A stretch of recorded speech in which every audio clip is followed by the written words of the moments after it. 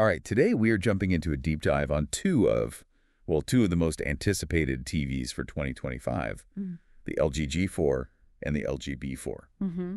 And we've gone through all the sources because, while they both have that magic OLED name, they're really built for totally different people. That's exactly it. You look at the specs, you look at the price, and you realize these aren't just two flavors of the same thing. The G4 is LG's flagship.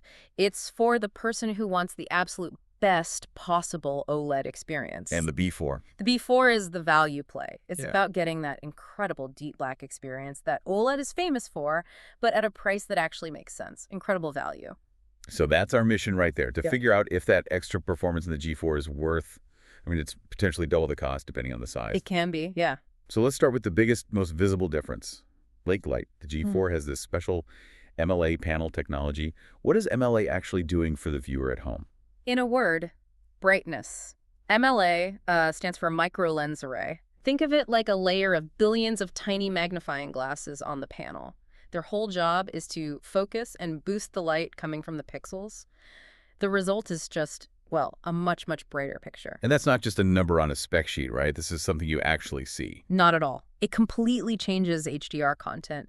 High dynamic range movies just look so much more alive, more impactful. So if you have a bright room. That's the key. If you watch TV during the day or have a lot of windows, the G4 just punches through that glare. The B4 is gorgeous in a dark room, perfect even.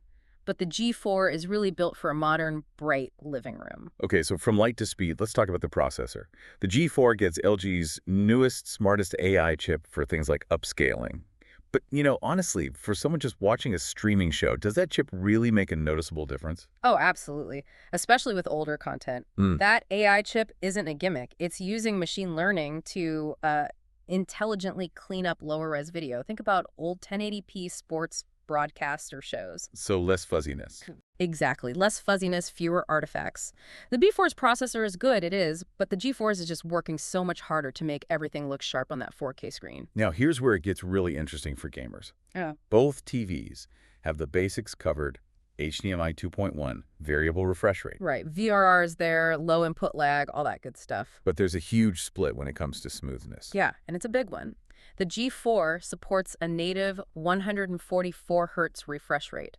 For a serious PC gamer or anyone with a next-gen console trying to push the limits, that is a massive deal. So 144 frames per second. It makes motion incredibly, silky smooth. It's the difference between great and perfect. The B4 is still fantastic at 120 Hz, but that extra 24 Hz on the G4 is a real premium feature. And quickly on HDR, both support Dolby Vision and everything else, but I assume the G4's brightness helps it there too. It does. It just has more power to push those bright highlights, so the colors end up looking richer and more realistic. It makes better use of the format. So if we tie this all back to where we started, it all comes down to value. The B4 is the TV you buy when you want that amazing OLED contrast, but you're, price sensitive. You get a fantastic 120 Hz panel and all the same smart features. And the G4 the cost is no object choice.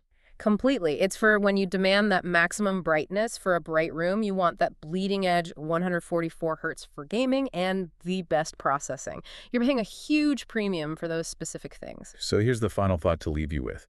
Given the B4 delivers, say, 90% of that core OLED magic for maybe half the price. You have to ask yourself, are you a competitive gamer or is your TV in a super bright sunroom? If the answer to both is no, the B4 offers just astonishing value. But if you answered yes, well, that's what the G4 is for. That's what justifies that flagship price tag. You just need to decide which person you really are.